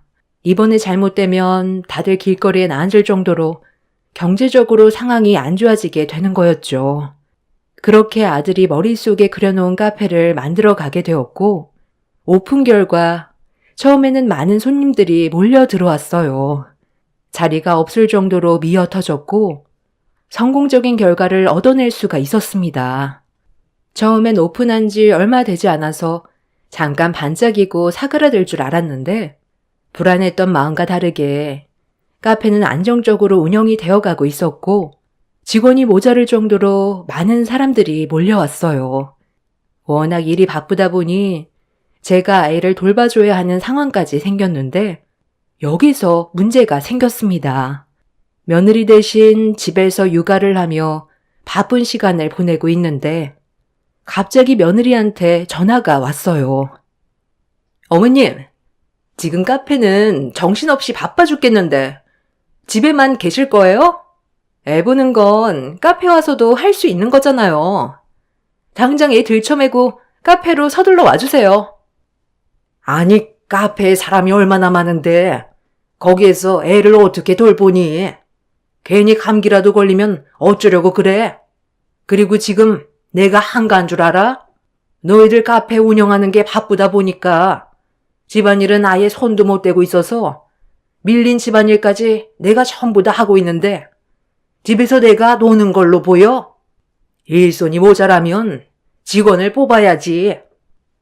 지금 당장 뽑을 순 없잖아요. 며칠 내로 직원 몇 명 더 충원할 거니까 그때까지만 카페로 나와주세요. 애도 집에만 있는 것보단 바깥바람 쐬는 게 좋죠. 아들 내외는 카페 일이 워낙 바쁘다 보니 집안일은 아예 손을 놓고 있었어요. 거기에다 애도 돌볼 수 있는 상황이 아니라 제가 도와줄 수밖에 없었죠. 사돈댁은 워낙 멀리 계셔서 도와줄 수 있는 상황도 아니라서 제 손이 필요할 수밖에 없었어요. 며느리가 워낙 급하다고 하니 어쩔 수 없이 하던 일 멈추고 애를 들쳐맨 뒤 택시 타고 카페로 향했습니다. 얼마나 손님들이 많던지 500평이나 되는 카페에 많은 사람들이 줄지어 들어가고 있었어요. 손님들 틈 사이를 비집고 카운터로 들어갔는데 며느리가 저에게 행주를 던지더라고요. 그리곤 지저분해진 테이블 좀 닦으라고 시켰는데 오는데 고생했다는 말 한마디 없이 눈길조차 주지 않았습니다. 기분이 썩 좋은 건 아니었지만 워낙 바빠서 그런 거라고 이해하고 넘어가려 했어요. 그렇게 애를 들쳐맨 뒤 땀 흘리며 더러워진 테이블을 닦았고 허리가 아파서 잠깐 숨 좀 돌리고 있었는데 목이 타서 며느리한테 음료 한 잔만 달라고 부탁했어요. 그런데 계산을 하던 며느리의 입에서 막말이 튀어나왔습니다. 테이블 다 닦았어요? 제대로 닦은 거 맞아요? 아니, 기본적으로 물은 가져왔어야죠. 많이 바쁜 거 알면서 하필 지금 음료를 달라고 해야 돼요? 아, 바쁘니까 저기 정수기 있으니까 물이나 좀 드세요. 그리고 바닥에 떨어진 빵 쪼가리 같은 거 손님들 발에 묻잖아요.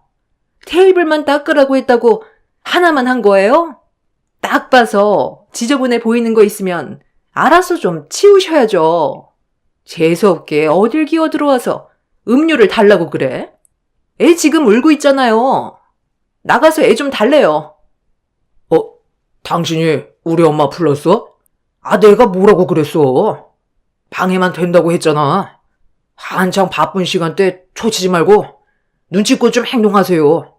저희 바쁜 거 안 보여요? 너희들 지금 나한테 방금 뭐라고 그랬니? 내가 집까지 팔아서 500평 카페 차려줬더니 음료 하나 먹겠다는 말이 그렇게 재수없게 들렸어? 내가 여기 지금 오고 싶어서 온 것도 아니고 나도 집안일에 애까지 보는데도 네가 불러서 어쩔 수 없이 하던 일 멈추고 왔으면 고맙다는 말을 못할 망정 장사집 와서 초친다고? 재수없다고? 너희들이 요즘 카페가 잘 되니까 간이 배 밖으로 나왔구나. 오늘 장사 말아먹고 싶지 않으면 방금 한 말 당장 수습해라. 아니, 제가 틀린 말 한 것도 아니잖아요. 생각을 좀 해보세요. 바쁘게 주문받는 거 안 보여요? 이런 상황에 음료 달라고 하면 제가 기분이 좋겠어요? 아, 엄마가 잘못했으면서 왜 우리한테 탓을 돌리는 건데요? 장사 초치는 행동 한 거 맞잖아요. 아, 카페 하나 차려준 거 가지고 엄청 생색냈네. 음료 하나 주문 넣는 게 그렇게 힘든 거였니? 내 전 재산을 털어서 카페 차리게 해줬고 허리도 안 좋은데 애 들쳐매고 땀 흘리면서 100개 가까이 되는 테이블 전부 다 닦았는데 나를 이런 식으로 대? 너희들 지금 뭔가 상당히 착각하고 있는 것 같은데 이 카페 아직 너희들 명의로 되어 있지 않다는 거 몰라? 아니 뭔 소리예요? 이 카페 저희 명의로 되어 있거든요? 이 사람이 저한테 그렇게 얘기했어요. 걸리적거리니까 그만 방해하고 할 일 끝났으면 밖에서 애나 봐요. 제가 필요하면 다시 전화할 테니까 동네 한 바퀴 돌고 계세요. 놓친 애들 보면 꼭 저렇게 눈치가 없어. 당신도 그동안 어머님이랑 살면서 정말 답답했겠다. 내가 당신한테 말하지 않은 게 하나 있는데, 이 카페 아직 우리 명의가 아니야. 엄마가 안정적으로 확실하게 자리 잡히면 그때 넘겨주기로 했었어. 뭐라고? 아니, 나한테는 명의 이전 다 받았다고 했잖아. 아니, 그런 중요한 말을 왜 지금에서야 하는 건데?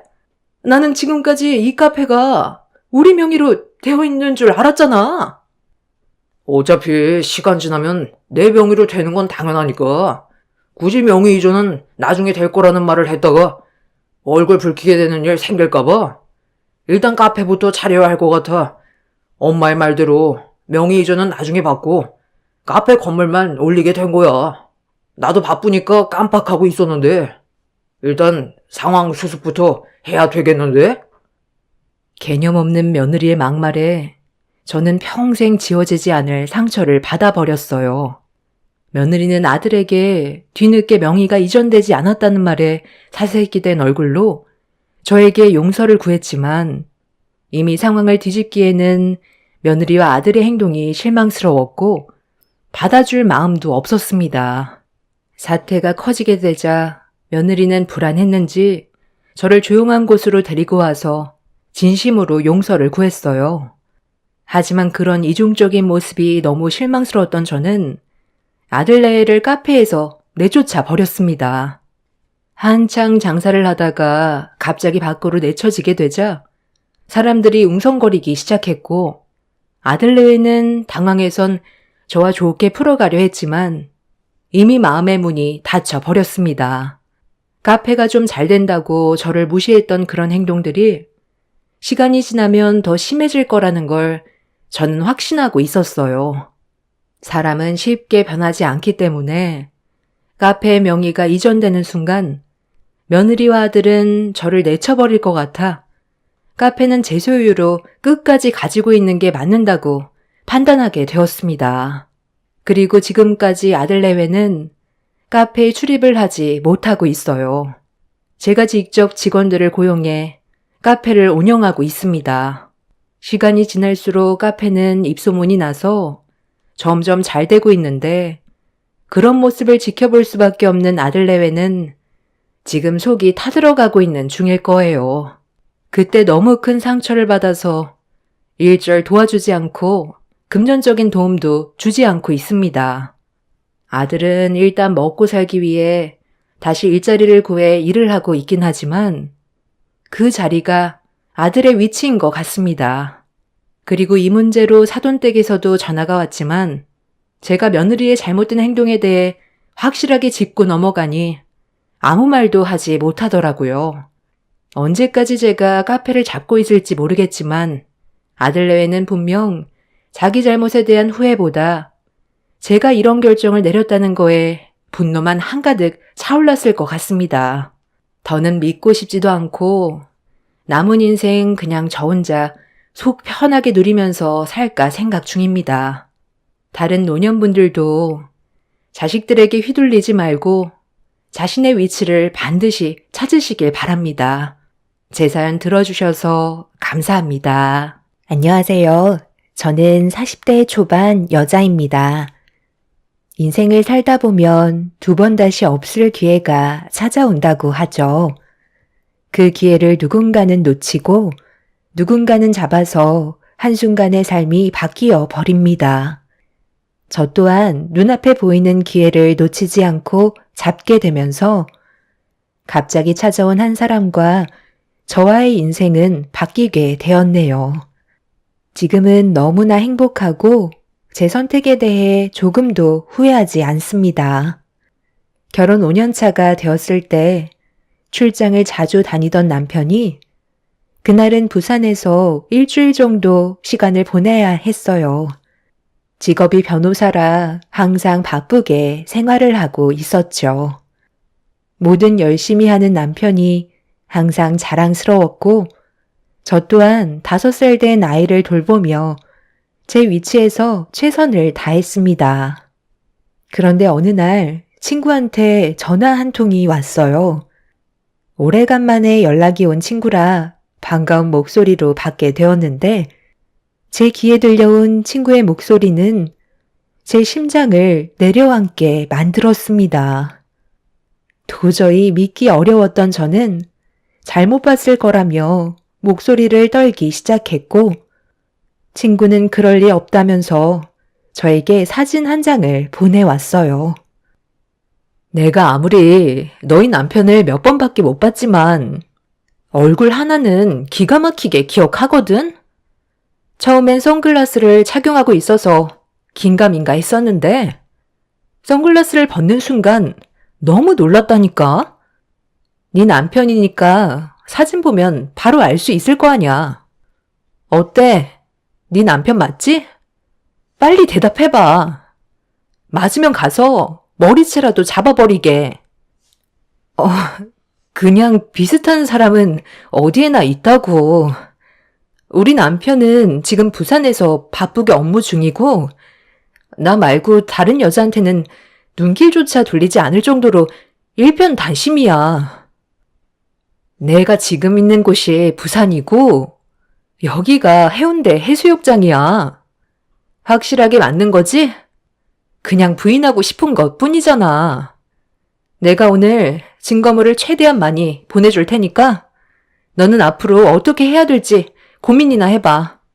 내가 봤을 때 옆에 있는 여자랑 갈 때까지 간 것 같아. 그러지 않고선 서로의 스킨십이 너무 자연스럽다고. 친구의 말을 믿고 싶지 않았지만 저에게 계속해서 보내는 사진들은 남편임을 확신시켜 주었고 너무 큰 충격을 받게 된 저는 그 자리에 주저앉고 말았네요. 친구와 전화 통화를 끊은 뒤 계속해서 전송되는 남편과 의문의 여자는 어디서 많이 본 듯한 사람이었어요. 눈물이 앞을 가려 제대로 확인하기 위해 학대에서 남편 옆에 붙어 있는 여자를 보는 순간 확실히 알 수 있었고 남편과 그동안 손발 맞춰 함께 일을 해왔던 변호사 동료 여자였습니다. 저와도 어느 정도 친분이 있고 가끔 모임이 있을 때 남편이 저를 데려간 적이 몇 번 있었는데 그때마다 항상 주위에 있어서 인사를 주고받던 사이였는데 그 여자가 남편에게 흑심을 품고 있었다는 건 상상조차 하지 못했었네요. 너무 크게 배신을 받게 된 저는 앞으로 어떻게 살아야 할지 몰라 너무 막막했고 그 두 사람을 절대로 용서해 주고 싶지 않았어요. 그리고 친구에게 마지막으로 전송된 한 장의 사진을 보는 순간 손에 쥐고 있던 핸드폰을 세차게 던져버리고 말았습니다. 남편이 동료 변호사와 함께 호텔의 한 방에 같이 들어가는 모습을 보게 되었고 남편의 품에 기대어 있는 동료 변호사를 당장이라도 부산으로 달려가 머리채를 휘어잡고 싶을 만큼 분노하고 말았습니다.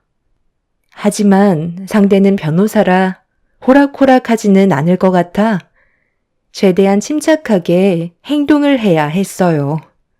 복잡해진 머릿속을 정리하며 깊은 생각에 빠져있던 그때 타이밍도 참 웃긴 게 시모에게서 전화가 왔습니다.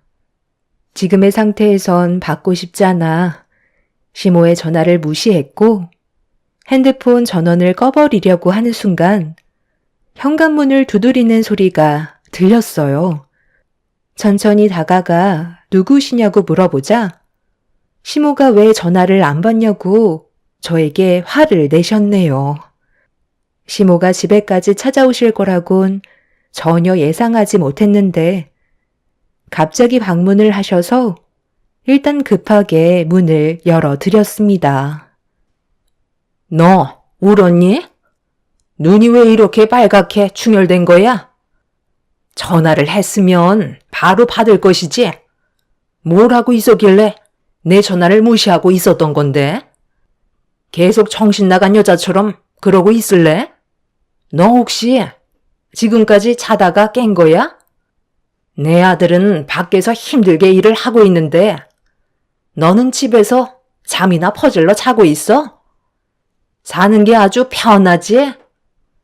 지금 바로 우리 집에 갈 거니까 짐부터 싸라. 아마 며칠은 있어야 할 거다. 상황 설명은 가면서 해줄 테니까 멍 때리지 말고 빨리 움직여. 시모는 저를 다그치며 시댁에 급하게 가야 한다고 이유도 설명해주지 않은 채 재촉하셨습니다. 남편 때문에 정신적인 충격이 가시지 않은 상태에서 몸은 제대로 움직여주지 않았지만 시모의 다그침에 제 몸은 자동으로 지시를 따르고 있었네요. 그렇게 짐을 챙긴 다음 시모와 아이를 태우고 힘겹게 시댁으로 향했어요. 이번에 아주 중요한 손님들이 오는데 너 역할이 상당히 중요하다. 가면 해야 될 일이 정말 많거든. 정신없을 테지만 그래도 우리 집에 며느리로 들어온 이상 해야 될 일을 피할 수는 없으니 불만 가지지 말고 손님 오기 전에 최대한 서두르도록 하자. 끝나면 내가 일당 두둑히 챙겨줄 테니까. 알겠지? 그러니까 지금 어머님 지인분들 오신다고 노동해 달라는 건가요? 차라리 저를 시키는 것보다 전문적으로 음식을 만들어 줄 수 있는 분들한테 도움을 받는 게 좋지 않겠어요? 제가 오늘은 어머님 댁에 들어가 음식을 준비할 만큼의 컨디션이 아니거든요.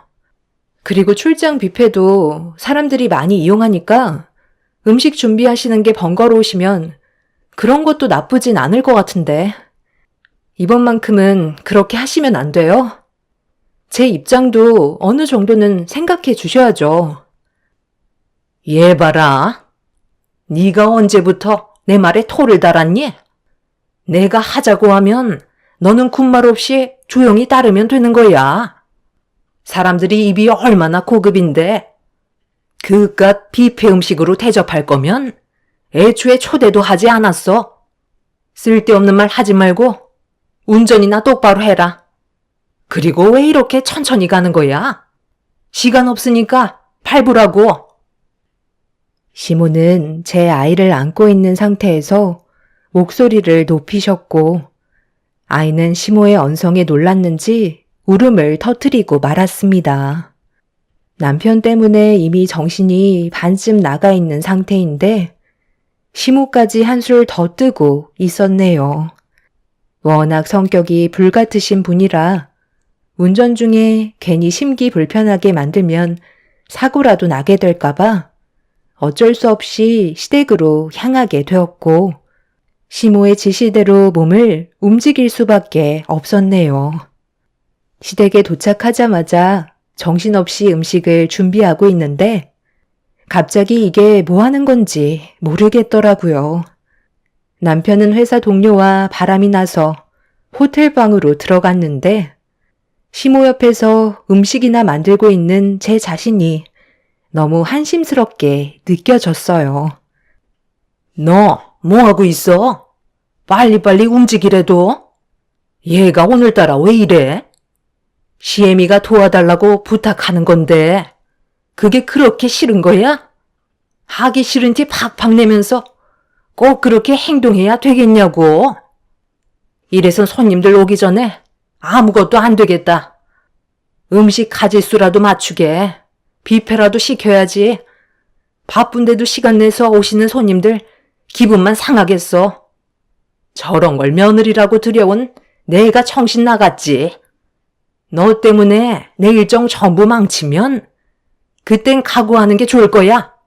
사람들 앞에서 아주 망신을 줄 거라고.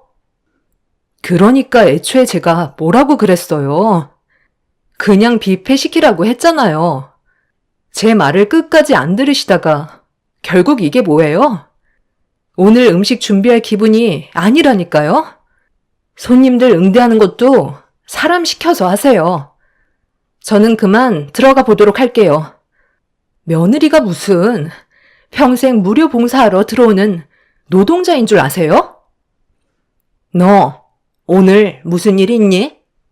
평소에는 내 말 한마디면 죽는 신용이라도 하던 애가 오늘따라 완전 딴 사람처럼 행동하고 우리 집안 식구가 된 지 5년이나 됐으니까 이제 할 만큼 했다 이거야? 막 나가도 된다는 거니? 마지막으로 경고하겠는데 내 집에서 한 발짝이라도 나가려고 한다면 그땐 내가 널 절대 가만두지 않을 거다. 그러시던지요. 저도 더 이상은 이렇게는 못 살겠어요. 갈 때까지 한번 가보자고요. 그동안 제가 어머님이 시키는 거 불만 가진 적 있었나요? 오늘만큼은 그냥 저 좀 내버려 두세요. 사람이 언제나 한결같이 행동할 수는 없는 거잖아요. 그리고 멋대로 찾아오시고 어머님 하고 싶은 대로 하시는 거 정말 마음에 안 든다고요. 며느리는 무조건 시모가 시키는 대로 따라야 한다고 저보다 더 큰 목소리로 화를 내시더니 나가려는 저를 붙잡으셨습니다.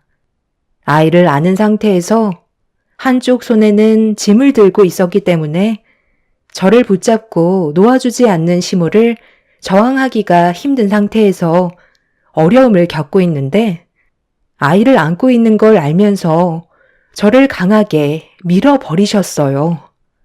순간적으로 넘어질 뻔한 저는 시모의 행동에 너무 큰 충격을 받았고 결국 남편이 바람 피우고 있다는 말을 꺼내며 화를 내고 말았습니다.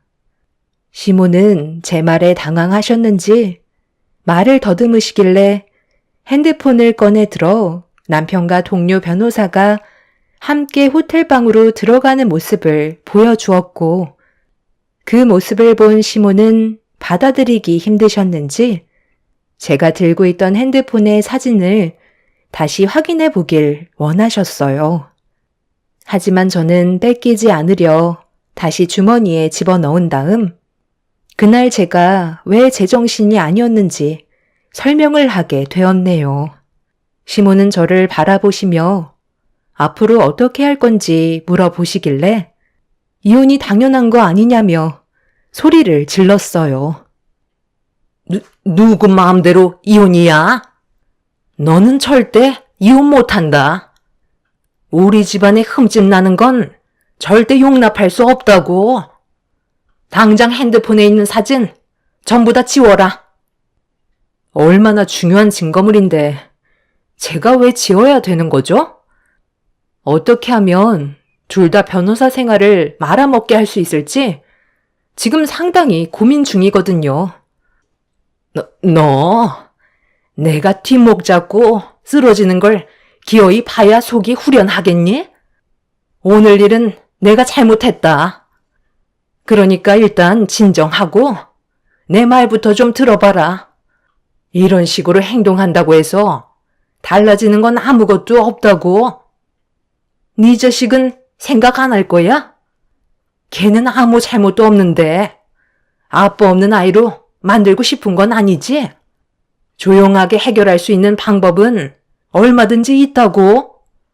내 아들이 변호사 되려고 얼마나 힘들었는데 돈이 필요하면 원하는 만큼 준비해 줄 테니까 일단 들어와서 얘기하자. 시모의 행동에 너무 화가 났던 저는 흥분을 가라앉히지 못한 채 남편이 동료 변호사와 바람을 피웠다는 걸 제 입으로 밝혀버리게 되었고 모든 사실을 알게 된 시모는 제가 가지고 있는 증거물들 때문에 난처해하고 있었습니다. 자기 아들이라고 불이익을 받는 일이 생기게 될까봐 걱정을 하는데 어이가 없더라고요. 제가 얼마나 많은 상처를 받고 있었는지 그건 중요하지 않았습니다. 저를 붙잡고 놔주지 않는 시모를 강하게 뿌리치며 한 번만 더 건들면 남편의 회사에 모든 사실을 밝히겠다고 하자 그제서야 저를 놓아주었고 그렇게 겨우 집으로 돌아올 수 있게 되었습니다. 시모에게 한참 동안 시달리다가 들어와서 그런지 온몸이 쑤시고 몸살 기운이 돌고 있길래 잠깐 눈 좀 붙이려고 하는데 시모가 그새 남편에게 전화를 해서 이 사실을 전부 다 알려주었는지 저에게 연락이 왔네요. 당신, 어머니 집에 다녀갔었다며? 몸이 많이 안 좋아 보인다고 하던데. 걱정돼서 전화했지. 이제 집에 들어간 거야? 나도 이제 막 일이 끝나서 올라가는 중이야. 그래서 전화한 용건이 뭐야? 당신 원래 일 마치면 나한테 전화 안 하고 곧바로 집에 들어왔잖아. 그냥 하던 대로 하면 되는 거지. 왜 이렇게 낯설게 행동하는데? 어머님한테 전화 갔으면 어느 상황인지 뻔히 알면서 말 돌리지 말고 하고 싶은 말 있으면 얘기해봐. 나는 이미 어느 정도 마음의 정리가 다 되어버렸거든. 그래, 어차피 알게 된 거 솔직하게 얘기할게. 나 그 사람 진지하게 만나고 있는 중이야. 그래서 당신과는 최대한 좋게 해결하려고 했었고. 언제부터였어? 나는 최대한 조심한다고 했는데 언제부터 알고 있었던 거야? 당신이 나한테 사람을 붙일 거라곤 정말 상상도 못했는데 이렇게까지 치밀한 사람인 줄 몰랐네. 나 몰래 그동안 바람 피운 주제에 지금 나한테 그게 할 소리야? 내가 가지고 있는 증거물이 몇 개나 되는 줄 알고 당신 변호사 인생도 이제 끝났어. 어디까지 알고 있는 건데? 설마 당신 내가 활동하는 전부를 뒤에서 보고받고 있었던 거야? 우리 이렇게까지는 하지 말자. 금전적으로 보상해주면 되잖아. 손해라고 생각되지 않을 만큼 최대한 좋은 쪽으로 해결해 줄 테니까 우리 일 크게 만들지 말자. 당신이 가지고 있는 증거물이 내 변호사 인생에 낙인이 찍혀버리는 거라고. 지금 서둘러 올라갈 테니까 집에 딱 기다리고 있어. 정말 이렇게까지 치밀하게 뒷조사를 할 줄 몰랐는데 당신이 나보다 더 무서운 사람 같네. 남편은 제가 가지고 있는 증거물들이 자기 인생의 걸림돌이 될 것 같았는지 쩔쩔매고 있었어요. 친구가 남편이 바람 피우는 모습을 발견하지 않았다면 저는 아무것도 모른 채 배신을 당했었겠죠. 그런데 바람을 피웠다고 해서 변호사 인생에 엄청난 흠집이 생기는 건 아닐 텐데 남편은 또 다른 무언가가 있었는지 제가 가지고 있는 증거물들을 전부 확인해 보길 원하고 있었네요. 무엇을 원하는 건지 알 수는 없었지만 도둑이 제발 저린다고 뭔가 캥기는 게 더 있다는 건 확실히 알 수 있었네요.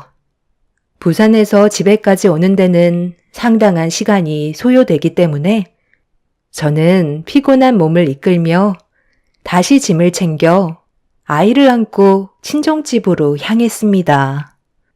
부모님은 제가 갑자기 찾아와서 남편과의 사이에 문제가 생겼다는 걸 직감하셨지만 깊이 있는 말은 하지 않았어요. 그래서 잠깐 다툰 정도로 생각하고 계셨죠. 부모님에게까지 당장 상처를 안겨드리고 싶지는 않았습니다. 남편은 많이 급했는지 부산에서 집에까지 상당히 빠른 시간 내에 도착을 했고 제가 집에 없다는 걸 확인한 남편은 저에게 계속해서 전화를 시도했어요. 하지만 끝까지 받진 않았습니다. 그렇게 한참 동안 저에게 연락을 시도한 남편이 어느 순간부터 전화를 걸지 않길래 저는 그제서야 잠깐 눈을 붙일 수 있지만 깊게 잠이 들지는 못했네요. 앞으로 어떤 식으로 살아가야 할지 너무 걱정이 많았어요. 아무것도 모르는 제 아이도 많이 피곤했는지 깊은 잠에 빠진 상태였습니다. 얼마의 시간이 지났는지 조용한 방 안에서 또다시 진동이 울렸고 이번에는 모르는 전화번호였네요. 여보세요? 그래도 제 전화는 받으셨네요. 굳이 제 설명은 하지 않아도 대충은 아실 테니 용건만 간단히 할게요. 지금 잠깐 얼굴 좀 볼 수 있을까요? 제가 왜 그래야 하는 거죠? 그쪽이 지금 그럴 때가 아니라는 거 잘 아실 텐데요. 그쪽이 제 눈에 띄는 순간 어떤 일이 벌어지게 될지 몰라서 보자는 거예요? 제가 그런 거 두려워했으면 연락도 하지 않았죠. 일단 얼굴 보고 얘기하죠. 저는 그쪽한테 상당히 괜찮은 제안을 해드릴 예정이에요. 장소는 문자로 찍어드렸으니 그쪽으로 나오시면 될 것 같네요. 저랑 단둘이 만나는 거니까 걱정하지 마시고 여자 대 여자로 진지하게 대화를 나눠보는 게 좋겠어요. 남편과 동료 변호사인 상간녀는 제가 두렵지도 않은지 상당히 당당한 모습을 보여주고 있었어요. 저도 상간녀를 만나 도대체 무슨 생각으로 이런 상황까지 만들었는지 듣고 싶어 아이를 부모님께 맡기고 약속 장소로 향하게 되었네요. 그렇게 도착을 하니 상간녀는 먼저 도착해서 저를 기다리고 있었습니다. 안 오시면 어쩌나 걱정했는데 그래도 다행히 잘 찾아오셨네요. 서로 오랜 시간 얼굴 맞대고 대화 나눌 사이는 아니라는 거 저도 알기 때문에 용건만 간단히 할게요. 일단 저는 서변을 진심으로 사랑하고 있어요. 그리고 저희는 사업 파트너이자 앞으로의 인생을 함께 할 수밖에 없는 운명이죠. 천생연분 나셨네요. 그래서 하고 싶은 말이 뭔데요? 제가 가지고 있는 증거물들만 제출해도 둘의 변호사 생활에는 충분히 지장이 생긴다는 거 알고 있죠? 충분히 알고 있죠. 그래서 이렇게 직접 모신 거고 증거물들에 대한 가치가 얼마나 큰지 알기 때문에 그에 따른 보상을 해드리려고 합니다. 변호사가 둘인데 저희를 상대하기란 쉽지 않은 거 아실 테니 최대한 서로 좋게 해결해서 마무리 짓는 게 좋지 않겠어요? 가지고 계신 증거물 넘겨주시는 조건으로 여기 1억 드릴게요. 이 정도면 충분하다고 생각되는데요? 이건 증거물 비용이니까 서변이랑 이혼하시게 되면 그에 따른 위자료는 알아서 잘 챙겨가시면 되겠네요. 제가 가진 증거물의 가치가 1억밖에 안 된다고 생각하세요? 그쪽이 저를 상당히 가볍게 보고 있는 것 같은데 저도 벌써 다른 변호사를 선임한 상태라고요. 어머, 1억 정도면 충분한데 지금 욕심을 부리시는 거예요? 그러다 빈털터리로 내쫓기는 경우가 생길 수도 있어요.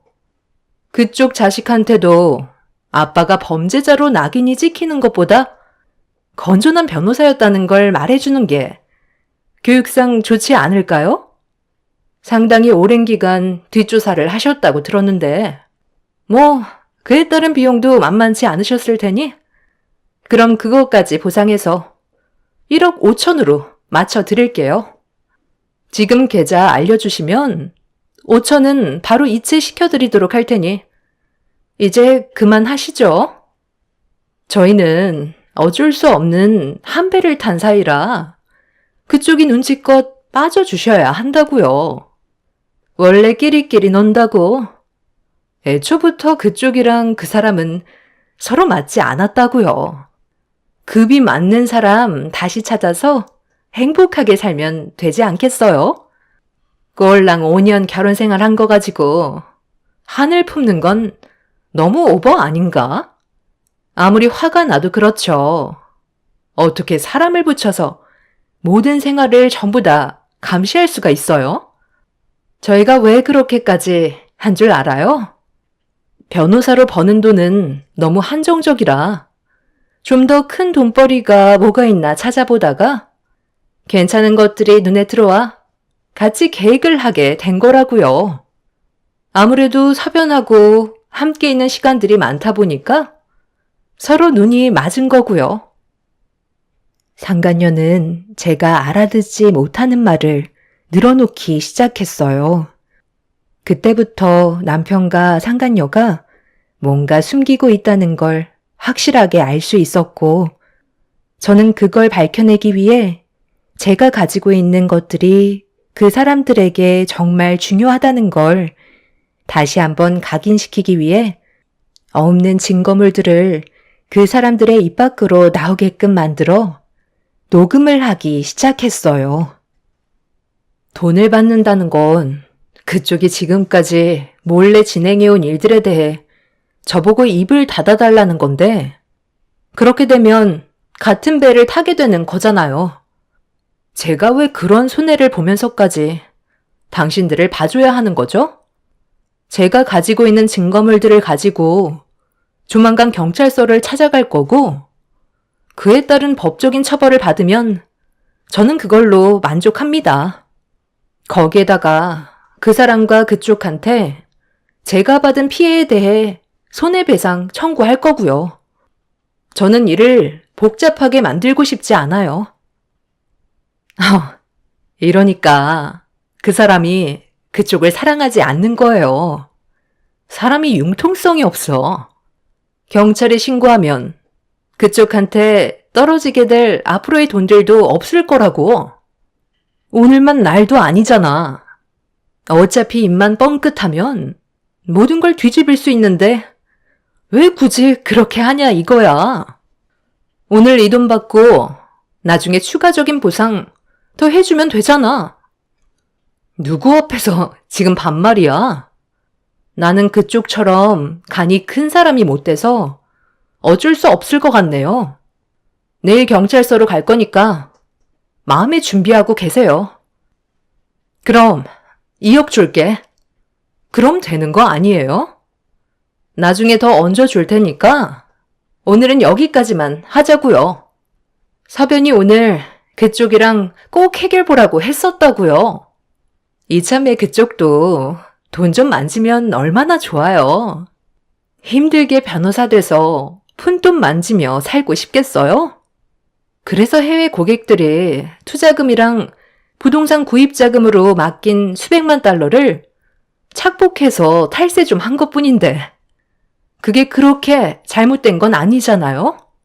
저희도 처음에는 한탕만 하고 빠지려 했는데 이게 생각보다 정직한 돈으로 들어오는 게 아니라서 그 사람들도 우리를 쉽게 건들지 못하더라고요. 저희는 그걸 역이용해서 위배한 사람들의 돈을 받아낸 것뿐인데 오히려 저희가 잘한 일 아니에요? 그 중에서 정말 힘들게 돈 벌어서 투자하려던 사람들도 간혹 있다 한들 사기를 당한 사람들의 머리가 멍청해서 당한 것뿐인데 자기 탓을 해야지 어쩌겠어요? 그러니까 이 돈 받으시고 증거물만 지워주면 앞으로 또 돈이 들어오면 연금처럼 꽂아 드릴 테니 이제 그만하자고요. 남편과 상간녀는 서로 자기들의 이익을 위해 손을 잡았던 거고 그렇게 함께 생활하다 보니 눈까지 맞아버린 거였네요. 이런 충격적인 사실을 전부 다 알게 된 저는 분노가 치밀었고 두 사람을 절대 용서하고 싶지 않았습니다. 그리고 결정적인 단서를 얻게 된 저는 그 사람들이 원하는 조건을 들어주었고 증거물은 이혼을 하고 주겠다며 자리에서 일어났습니다. 저는 가만히 있었는데 자기들의 인생에 위험을 느끼고 있었는지 알아서 전부 다 술술 불었고, 저는 이 상간녀에게 들었던 대화 내용이 담겨 있는 녹음 파일을 몇 번이나 재생해 어떤 상황으로 흘러가고 있는지 정확하게 파악한 다음 남편한테 전화를 걸어 당장 집으로 들어오라며 불러드렸네요. 제 눈치를 보며 들어온 남편한테 가까이 다가가 우선적으로 제가 받았던 배신에 대한 응징을 남편의 뺨에 손을 올려 붙이면서 풀어버렸고, 다음날 바로 이혼하자며 앞으로 있을 위자료에 대한 보상이나 철저하게 잘해주라고 확답을 받기 위해 조건을 내밀었어요. 내가 당신이랑 바람난 여자를 만나고 왔다는 거 이미 들었으니까 알고 있지? 사람이 어떻게 그럴 수 있어? 당신을 믿고 큰 돈을 맡긴 사람들인데 그걸 이용해서 아무 죄 없는 사람들의 돈을 갈취하는 게 변호사가 할 짓이야? 나는 그래도 당신이 항상 열심히 살아가는 모습이 너무 보기 좋았었는데 그게 전부 다 사기를 치려고 계획한 일인 줄은 정말 상상도 못했었다고. 내가 가진 증거물을 받고 싶다면 원하는 조건을 전부 다 들어준 다음 건네줄 거야. 그래야 나도 어느 정도 안심이 될 것 같아.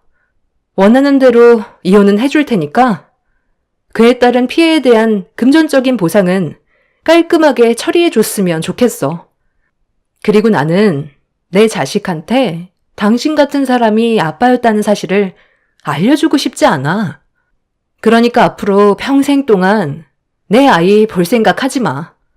내가 원하는 조건 들어준다면 증거물은 그대로 넘겨줄 거고, 당신은 그 여자랑 앞으로 뭔 짓을 하던 잘 먹고 잘 살면 되는 거야.